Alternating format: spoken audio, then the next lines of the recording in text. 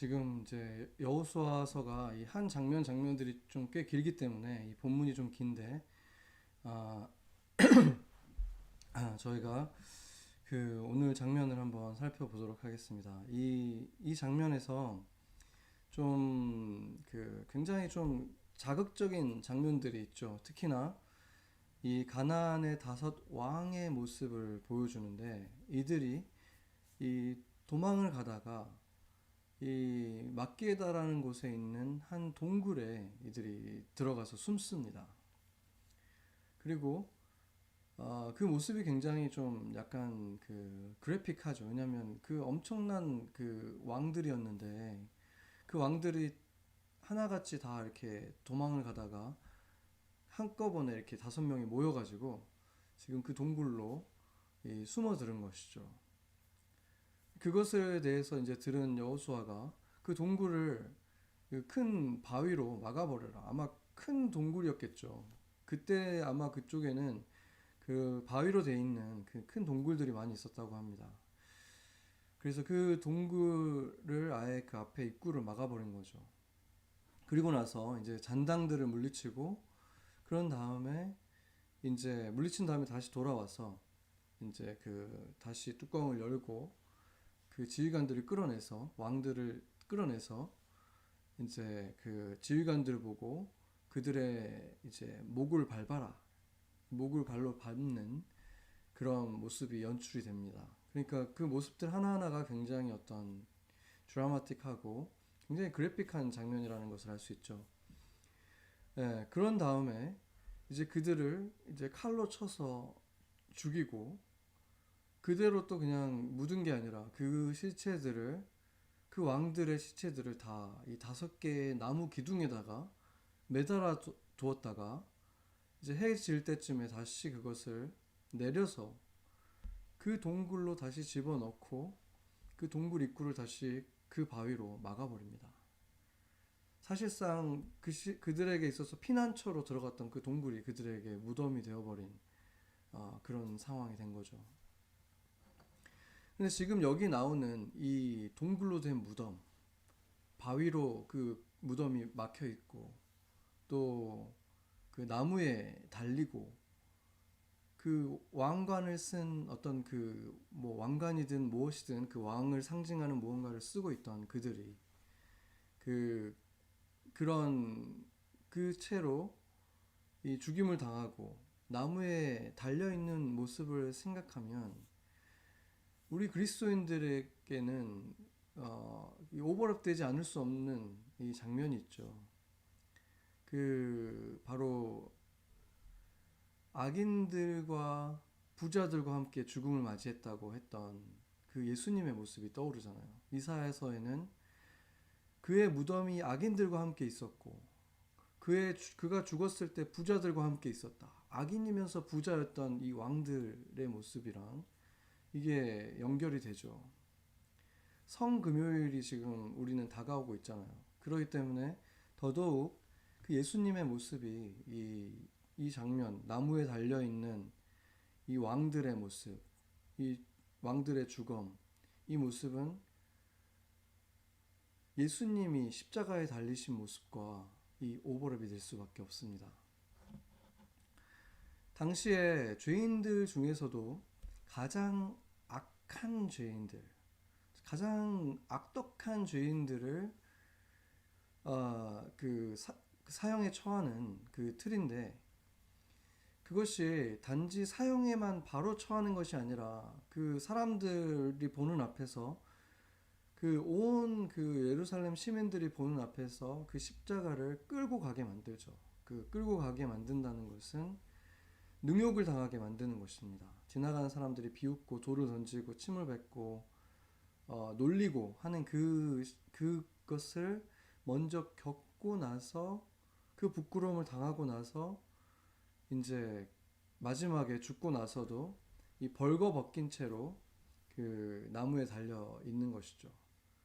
그런데 왕처럼 또 예수님 같은 경우는 가시 면류관을 그 예수님을 놀리기 위해서 그 씌워준 그 가시 면류관을 쓰고 그렇게 아주 처참하게 그 나무에 달려서 죽어가셨습니다. 그래서 그때 당시에 그 이스라엘 사람들에게는 이게 저주의 상징이었고 그 로마인들에게도 마찬가지죠. 지금 우리들에게는 그 승리의 상징이 된 이 십자가가, 그렇기 때문에 이제는 그 가장 인기 있는 이 액세서리 그 펜던트잖아요. 우리 이제 그리스도인들에게 특별히. 왜 그렇습니까? 이제 승리의 상징이고 생명의 상징이고 은혜의 상징이기 때문에 그렇죠. 그렇지만 원래 십자가의 의미는 아주 비참하고 부끄러운 것이었습니다. 그런데 가나안의 이 5왕들을 이미 죽였잖아요. 이미 동굴에서 끌어낸 다음에 죽였으면 그냥 묻으면 되는데 왜 굳이 나무 기둥에다가 이 5왕들을 이렇게 세워놨을까? 그것은 그들이 어떤 모습으로 살아갔었는지 한번 생각을 해보세요. 그 전에 그들은 하나님이 준 그 생명과 하나님이 준 이 모든 그 물질과 이 모든 것을 가지고 자신의 영광을 위해서 살았죠. 그리고 신처럼 사람들 위해서 군림했습니다. 그 모든 다른 사람들을 아예 종처럼 생각하고 자신을 신처럼 이렇게 했기 때문에 그것이 바로 하나님에게 있어서는 가장 모욕적인 일이었던 거죠. 모든 사람들이 다 하나님에게는 다 그 창조물들인데 창조물이 신행세를 하고 다른 사람들에게 경배를 받는 그런 일들을 했기 때문에 하나님이 이 비참하게 죽은 이 왕들을 매달아서 만천하에 보여주시는 것입니다. 이는 신이 아니다. 그것을 증명하신 것이죠.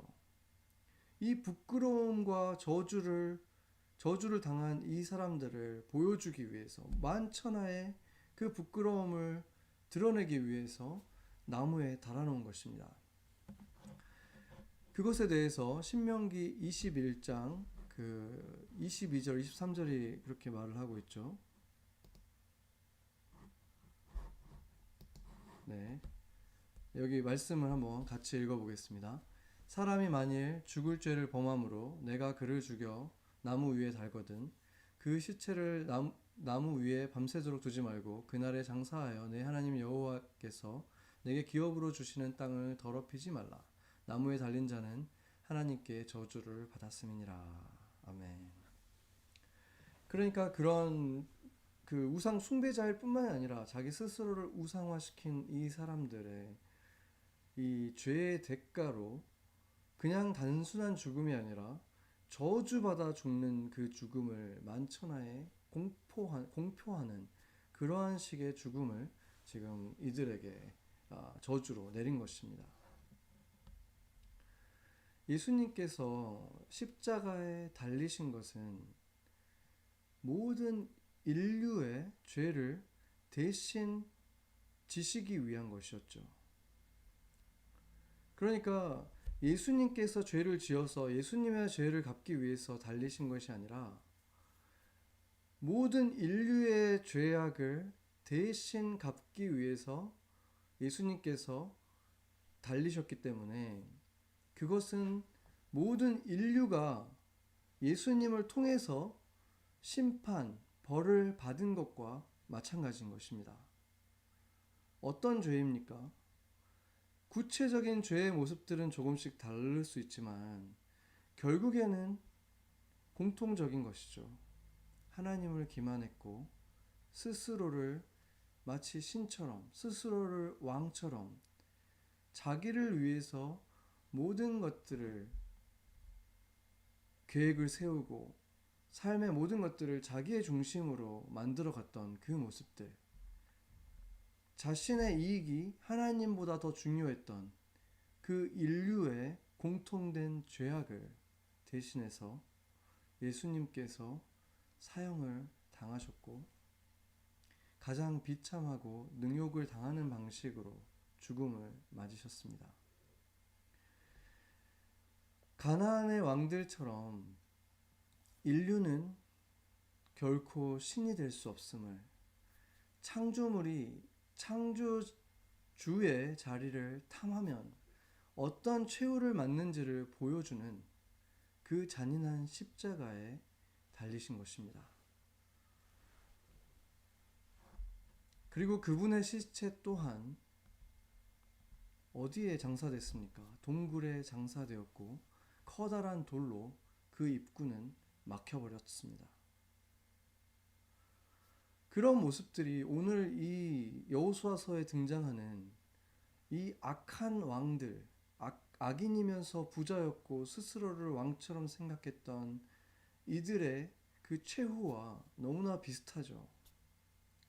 그런데 그곳에서 반전이 일어났습니다. 가나안의 이 왕들이 묻힌 동굴은 여전히 그대로 막혀 있고 그 안에 시체들은 썩어갔지만 예수님은 죽음에 머물러 있지 않고 부활하셨습니다. 그의 심판으로 인해서 가장 수치스러운 능욕을 당하는 죽음을 당함으로 인해서 하나님의 공의는 지켜졌고 그 뒤꿈치를 물었던 뱀의 저주는 부활과 함께 사탄의 머리통처럼 뭉개진 것입니다. 십자가에 달리신 분은 예수님이었지만 그분이 우리를 위해서, 우리를 대신해서 달리셨기 때문에 우리가 십자가에 달린 것입니다. 스스로 신처럼 군림했던 우리가 그곳에 달린 것입니다.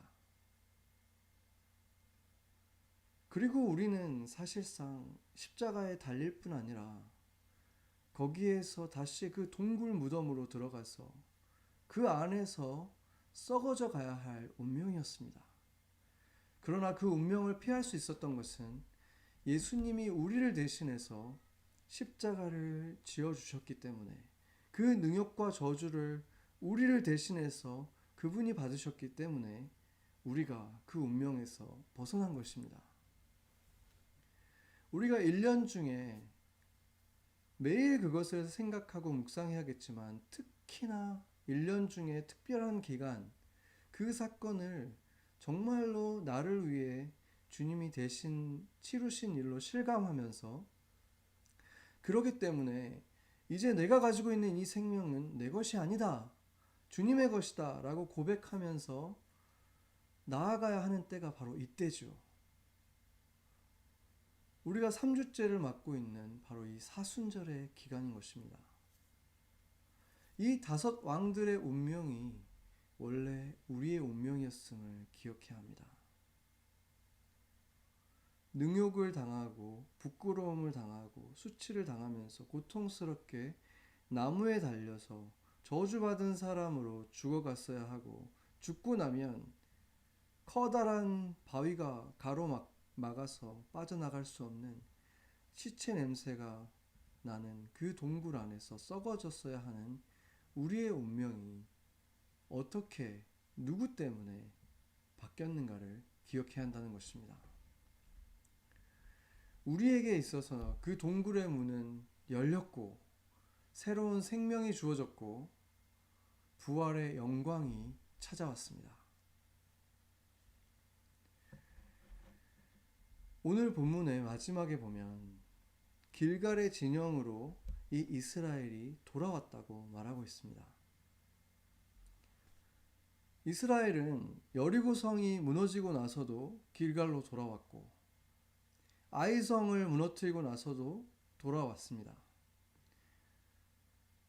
그리고 나서 지금 우리가 그 5개의 왕국을 물리쳤을 뿐만이 아니라 잔당이 조금 남아있긴 하지만 그 5개의 왕국뿐만 아니라 오늘 우리가 읽었던 본문 속에 보면 또 7개 정도에 되는 그 성주들이 차지하고 있는 땅들까지 이렇게 11개, 12개가 되는 그 영토들을 지금 순식간에 이틀 정도의 시간에 지금 이 어마어마한 영토를 지금 다 차지해 버렸습니다.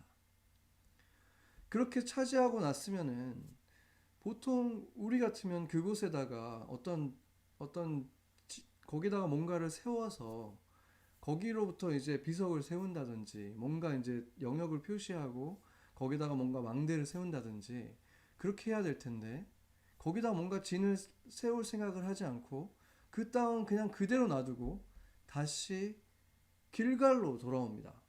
지금 광활한 거의 11개, 12개가 되는 땅들을 지금 차지했는데 그 땅을 그대로 두고 다시 길갈로 돌아왔다는 거예요. 왜 길갈로 다시 돌아온 것인가? 그곳에는 뭐가 있었습니까? 요단강을 건너서 처음에 이제 이 가나안 땅에 들어갈 때 우리가 여호수아서 초반에 봤을 때 요단강이 마르고 그 강 바닥에 있던 12개의 돌을 각 지파별로 하나씩 들고 와서 비석처럼 세워놓은 곳, 트로피처럼 세워놓은 곳이 어디였습니까? 바로 길갈이었죠. 그런데 지금 이 백성들은 처음에 이 요단강을 건널 때 그 백성들이 아니죠. 물론 같은 사람들이지만 이미 많은 땅들을 차지했고 어마어마한 전쟁에 승리를 경험한 사람들입니다. 요단강을 막 건너왔을 때만 해도 그들은 여전히 이 가나안의 거인들 그리고 엄청난 그 웅장한 성들 지금 40년 동안 광야에서 천막 생활만 했던 이 유목민들의 눈에 도시 문명을 가지고 있고 거대한 건물들을 세우고 있는 그들 그리고 철병거를 가지고 있던 그들은 상대가 되지 않을 것 같은 그런 두려움이 있었죠. 그런데 지금 이들은 여리고성이 모래성처럼 무너져 내리는 것을 경험했고 아이성의 승리를 경험했고 하나님께서 정말 진두지휘하시면서 그리고 더군다나 지금 어떤 승리를 거두고 왔습니까? 태양이 멈춰가지고 정말 며칠 동안 싸워서 물리칠 수 있는 적들을 하루 만에 물리치고 그래서 지금 한 이틀 정도의 시간 동안 11개, 12개 되는 이 어마어마한 영토들을 차지했잖아요. 얼마나 이들이 지금 사기가 올라 있었겠습니까? 지금 두려울 자가 없는 엄청나게 지금 이 지금 자신감이 넘치고 있던 지금 그때라는 것입니다. 오늘 보면 10장 42절을 보면은 그들의 어떤 사기를 짐작할 수가 있는데 같이 한번 읽어보죠. 이스라엘의 하나님 여호와께서 이스라엘을 위하여 싸우셨으므로 여호수아가 이 모든 왕들과 그들의 땅을 단번에 빼앗으니라. 아멘. 단번에 이 많은 것들을 빼앗았다. 정말 단번은 아니었지만 정말 단번에 뺏은 것처럼 어마어마한 승리를 거뒀는데 거의 캐주얼티가 없는 거예요. 이스라엘 쪽에 있었던 뭐 기브온의 사람들까지 포함해서 아무도 다치거나 죽지 않고 완벽한 어마어마한 승리를 거뒀기 때문에 이들의 사기는 지금 엄청 충만했습니다. 그런 상태라면은 사실은 진짜 온 세상이 내 것 같이 느껴질만 하잖아요. 지금 이 가나안의 엄청난 이 다섯 왕들도 물리쳤고 그런 그들의 눈에 지금 길갈에 돌아왔을 때 보여주는 풍경은 뭡니까? 자신들이 지금 막 무너뜨리고 지금 막 차지하고 온 곳은 웅장한 성들이 있던 땅인데 건물들이죠 다. 그런데 자기가 지금 길갈에 왔을 때는 천막들만 이렇게 쫙 있잖아요. 천막들. 얼마나 보잘것없는 것입니까? 자기들이 지금 무너뜨린 그 성읍들에 비하면 여리고성 하나만 해도 이것보다 훨씬 더 이렇게 훌륭한 성이었는데 5개의 왕도들을 지금 차지하고 온 거고 조그만 성읍들까지 11개가 넘는 성읍을 차지하고 왔는데 이 천막들로 다시 들어가야 된다. 이게 굉장히 보잘것없고 초라하게 보일 수 있는 거죠.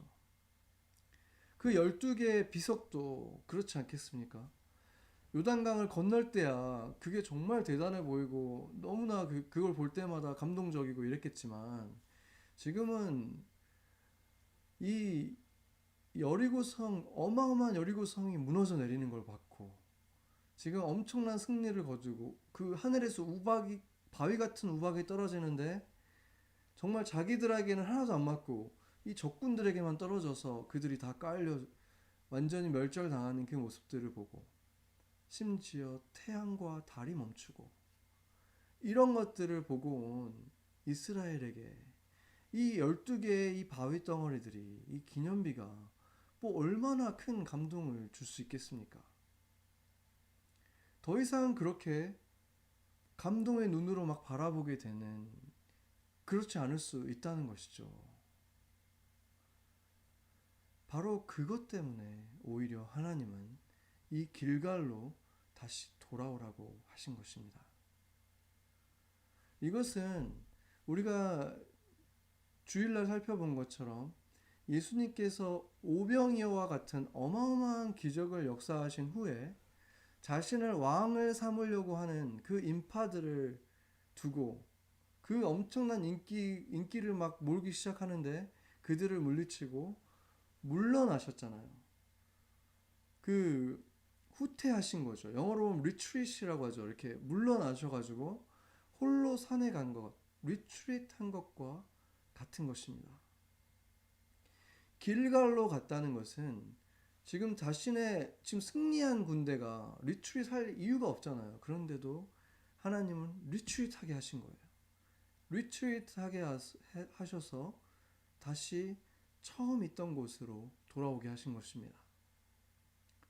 제가 그 시편에서 너무 좋은 그 시편들이 많지만 특별히 제가 굉장히 좋아하는 시편이 있는데 그게 시편 131편입니다.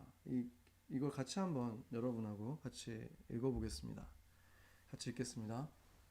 여호와여, 내 마음이 교만하지 아니하고 내 눈이 오만하지 아니하오며 내가 큰 일과 감당하지 못할 놀라운 일을 하려고 힘쓰지 아니하나이다.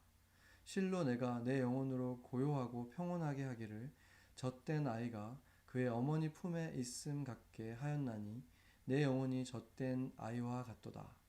이스라엘아, 지금부터 영원까지 여호와를 바랄지어다. 아멘.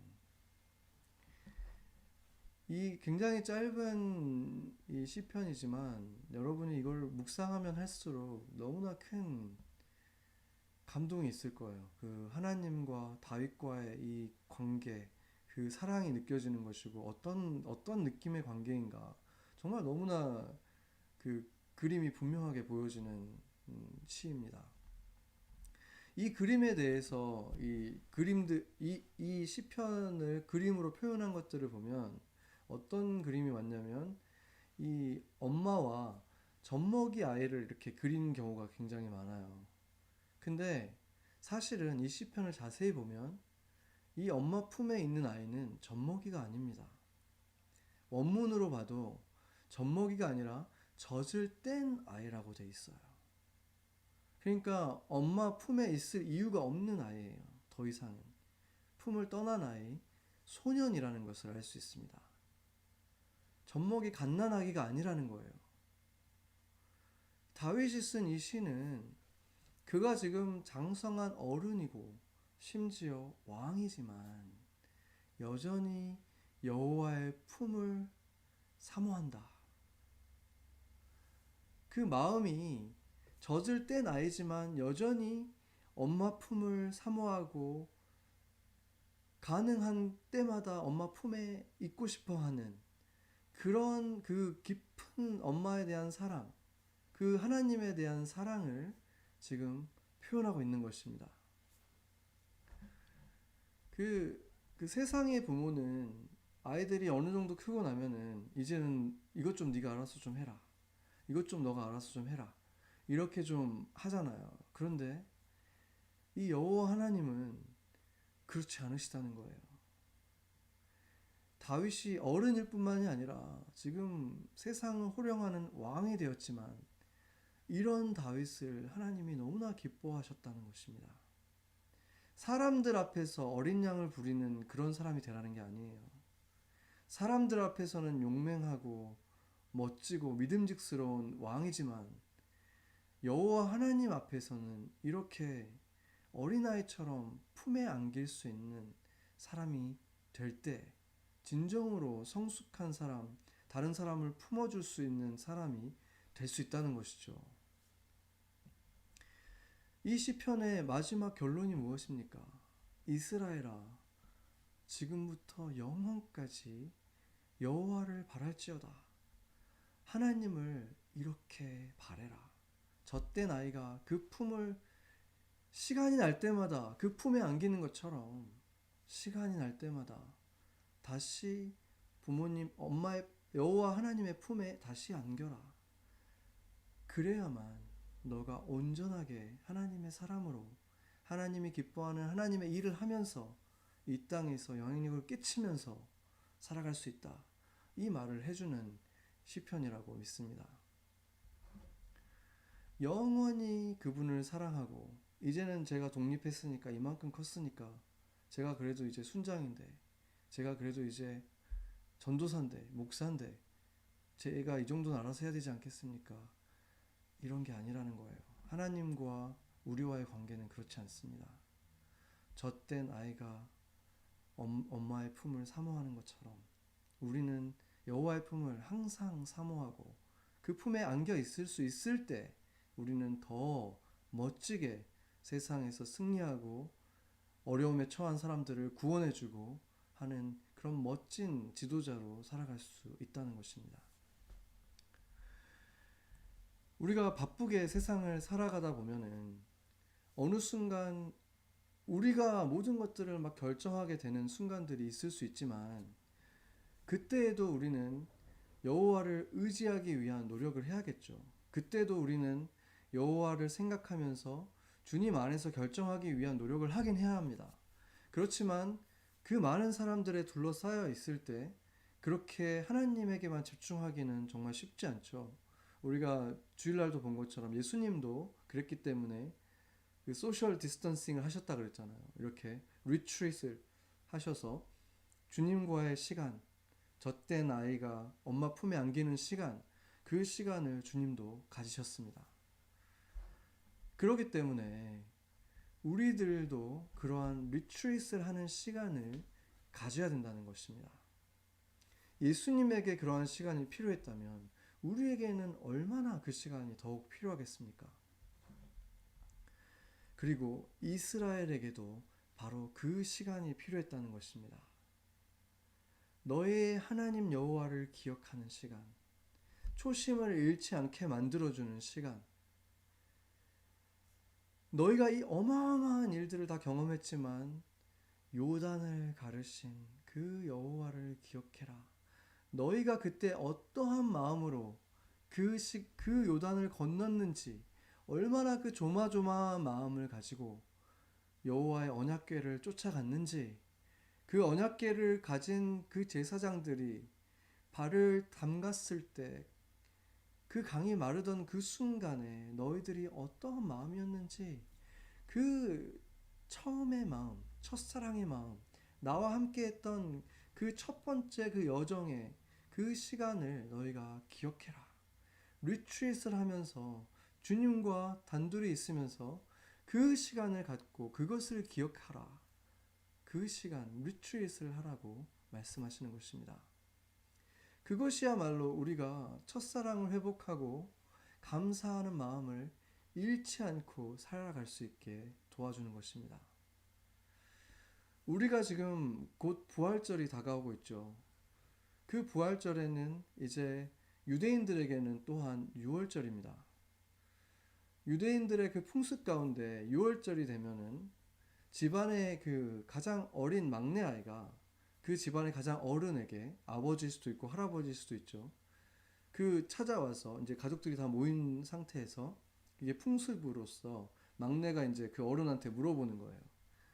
오늘 저녁이 다른 모든 저녁과 뭐가 그렇게 특별히 다릅니까? 이런 질문을 한대요. 그러면은 이제 그 어른이, 아버지는 하나님께서 그 온 이집트 중에서 이스라엘의 그 집들, 그 어린 양의 피가 문설주에 발라져 있던 그 이스라엘의 집들을 어떻게 넘어가 주셨는지, 그것이 어떻게 유월절이 되었는지 이야기를 아주 드라마틱하게 해준다고 합니다.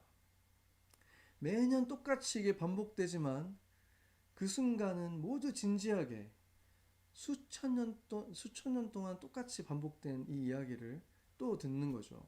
그것을 올해도 아마 이 유대인들이 다 똑같이 할 겁니다. 이 길갈에 있던 이 12개의 비석의 역할도 똑같았습니다. 우리가 보았던 여호수아서 4장 말씀이죠. 4장 6절에서 7절 말씀 같이 읽어보겠습니다. 이것이 너희 중에 표징이 되리라. 후일에 너희의 자손들이 물어 이르되 이 돌들은 무슨 뜻이냐 하거든 그들에게 이르기를 요단물이 여호와의 언약궤 앞에서 끊어졌나니 곧 언약궤가 요단을 건널 때에 요단물이 끊어졌으므로 이 돌들이 이스라엘 자손에게 영원히 기념이 되리라 하라 하니라. 아멘. 지금 우리가 하고 있는 이 자택격리가 이제 거의 3주가 되어가고 이게 앞으로 얼마나 더 길어질지 모르겠는데 정말 역사적인 순간에 우리가 살고 있죠. 우리가 아마 시간이 지나면은 우리 자식들에게 아니면 뭐 손자들에게 이때 있었던 일, 이 코로나19라는 바이러스가 우리의 생활을 얼마나 어떻게 바꿔놨었는지 분명히 얘기해주는 그런 시기가 올 것입니다. 우리가 지금 그 어떻게 보면 대대로 남겨지게 될 최소한 몇십 년 계속해서 얘기하게 될 그 순간에 우리가 지금 살아가고 있다는 거죠. 이것이 지금 우리들도 이제 나름대로 이제 적응해 가고 이제 뭐 어떻게 각자의 생존기를 아마 써가고 있을 텐데 이것이 어떤 면에서 보면 하나님이 우리에게 허락하신 리트릿의 시간이죠. 이 사순절이라는 시간은 원래 뭔가를 포기하는 하나씩 금식을 하거나 미디어 금식을 하거나 이런 것들을 하던 시기잖아요. 근데 그런 시기에 우리가 너무 형식적으로 했어서 그런 건지 진짜 어마어마하게 중요한 많은 것들을 우리가 할 수 없는 그런 사순절을 우리가 보내게 됐죠. 가장 중요한 것은 이 시기가 분명한 리트릿이라는 것입니다. 만나고 싶은 그 수많은 사람들을 만날 수 없잖아요. 혼자 많은 시간을 보내게 되는 시간이죠. 이것이야말로 정말로 리트릿의 시간, 후퇴의 시간인 것입니다. 이 후퇴의 시간에 우리는 무엇을 해야 되겠습니까? 우리도 길갈로 돌아와야 합니다. 길갈에 가면 무엇이 있습니까? 주님과의 첫사랑의 기념물들, 이 기념 비석들이 있죠.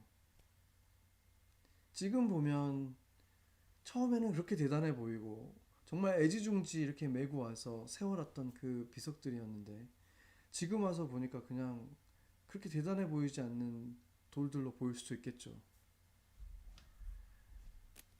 제가 지금 이 한 성경책 한 가지 가지고 왔는데 좀 낡았죠. 이게 제 첫 번째 성경책은 아닌데 제 두 번째 성경책이에요. 저한테 원래 성경책이 하나 있었고 그거는 이제 개역 한글 성경책을 제가 이제 첫 번째 교회 다닐 때 들고 다니고 있었는데 이제 그때 때마침 이제 한국 교회들이 개역 개정이라는 걸로 이렇게 바꿔가는 그 시점이 있었고 그때 이제 저의 뭐 순장은 아니었는데 조장 같은 그 순장 밑에서 헬퍼 같은 그 어떤 분이 저한테 이걸 하나 사주셨어요. 되게 조그만 귀여운 이건데 여기 지금 막 스티커들도 막 붙어 있어요. 그때 그때 같이 있던 순원들이 막 스티커 하나씩 주고 막 그랬던 그런 성경책인데 이 안에 보면은 막 지금 보면은 굉장히 이제 좀 유치해 보이기도 하는 막 글들이 적어져 있어요. 성경도 한 번도 안 읽어봤고 처음 읽으니까 이게 막 동그라미도 쳐놓고 막 이 표시도 해놨는데 이 동그라미 하나 쳐놓은 거를 제가 보면 디모데전서 6장 8절에다가 동그라미를 쳐놨어요. 우리가 먹을 것과 입을 것이 있은즉 족한 줄로 알 것이니라. 와, 지금 이 시기에 너무나 딱 맞는 그런 말씀이네요. 그러니까 이런 걸 보면은 좀 유치한 말들도 많이 적어져 있고, 그러니까 그때 제가 너무 성경을 처음 읽었으니까 아무것도 몰랐죠. 이렇게 막 형광펜으로 막 표시해놓고 별표해놓고 이런 구절들도 있고, 깨알같이 막 적어놓은 것들도 있고, 이런 이 소박한 주님과의 그 첫사랑의 기억들로 돌아가는 시간, 이것들이 더 이상 소박하게 느껴지지 않고 그 첫사랑이 다시 시작되는 것 같이 그 향기가 나를 적시는 시간, 이것이 바로 길갈로 돌아가는 시간입니다. 어쩌면 주님은 지금 전 세계의 모든 교회들이 웅장한 건물을 가지고 있든 어떤 형태든 어떤 교회도 모임을 갖고 있지 못하잖아요. 그 건물은 텅텅 비어 있잖아요. 지난주에 보니까 미국의 굉장히 유명하신 원로 나이가 많으신 목사님인데, 그 교회도 온라인으로 예배를 드리는데 우리는 이렇게 찬양을 원격으로 이렇게 해서 했는데, 그분은 그냥 이제 할아버지 목사님이랑 할머니 사모님 두 분이서 그냥 앉아가지고 찬송가를 이렇게 박수 치면서 부르시고 말씀도 그냥 그 자리에서 하시고, 그러니까 그런 모습을 봤어요. 정말 이, 이 어마어마하게 큰 교회이기 때문에 그런 일이 일어날 수가 없었던 곳이죠. 그런데 집에서 그냥 그렇게 하는 모습으로 그냥 생중계를 하고 하는데, 이런 정말 이런 일들이 전 세계 대부분의 교회들의 지금 200여 개의 나라들이 지금 이 코로나19에 지금 고통받고 있기 때문에 무엇을 하고 있는 것입니까? 전 세계의 모든 교회들이 이 사순절의 기간에, 부활절을 앞둔 이 기간에 다 리트릿을 하고 있는 초유의 상황이 벌어진 것입니다. 지금 이 시간을 통해서 주님께서 우리에게 다른 무엇보다 어떤 것을 원하시는 것일까? 교회가, 그리스도인들이 길갈로 돌아오길 바라고 있는 것은 아니겠습니까?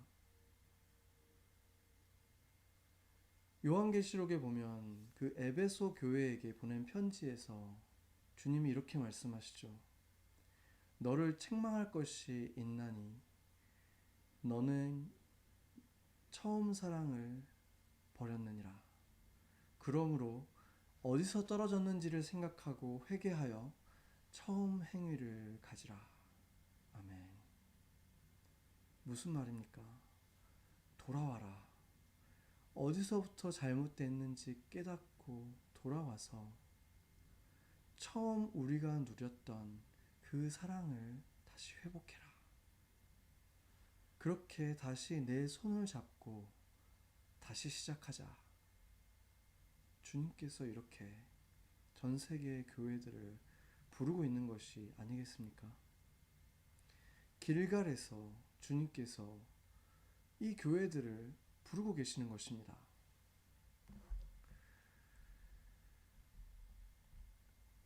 길갈로 돌아오라.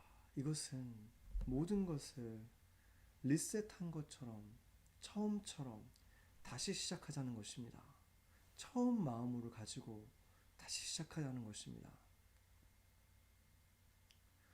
예수님의 제자들로부터 태동된 교회는 이제 전 세계에 퍼져서 지구상의 어떤 종교나 어떤 단체보다도 큰 규모를 자랑하고 있고, 세계 전 지역에서 정말 셀 수 없이 많은 사역들을 감당하고 있습니다.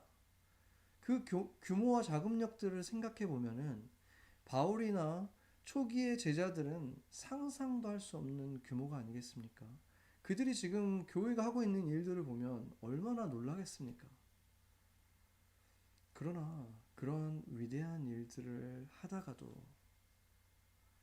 우리는 길갈로 돌아가야 하는 것입니다. 십자가로 돌아가야 하는 것입니다. 하던 대단한 일들이라고 해도 그것들을 다 내려놓고 처참하고 비참했던 골고다 언덕을 돌아보고 다시 돌아가야 한다는 것입니다. 전 세계가 큰 병을 앓고 있는 이 사순절의 기간에 교회가 그동안에 많은 일들을 해오고 선행을 베풀었지만 주님께서 지금 교회에게 원하시는 것은 길갈로 돌아오는 것이라고 믿습니다. 주님께서 교회들에게 이렇게 말씀하시는 것입니다. 내 아들이 달린 십자가를 바라봐라. 언제부터 너희가 그것을 잊어버렸는지 돌아봐라. 언제부터 너희가 길갈로 돌아오던 그것을 멈추기 시작했는지, 언제 너희가 돌아오는 길을 잃어버렸는지 되짚어봐라. 십자가를 잃어버리면 그 비참함과 그 어둠과 또 그 승리의 감격과 빛을 잃어버리면 다른 위대한 일들은 위대한 인류의 역사일 수는 있어도 더 이상 하나님의 일이 될 수는 없기 때문입니다. 다시 길갈로 돌아갑시다. 십자가로 돌아갑시다. 그곳에서부터 주님의 품에 안겨서 다시 시작할 수 있습니다. 기도하시겠습니다.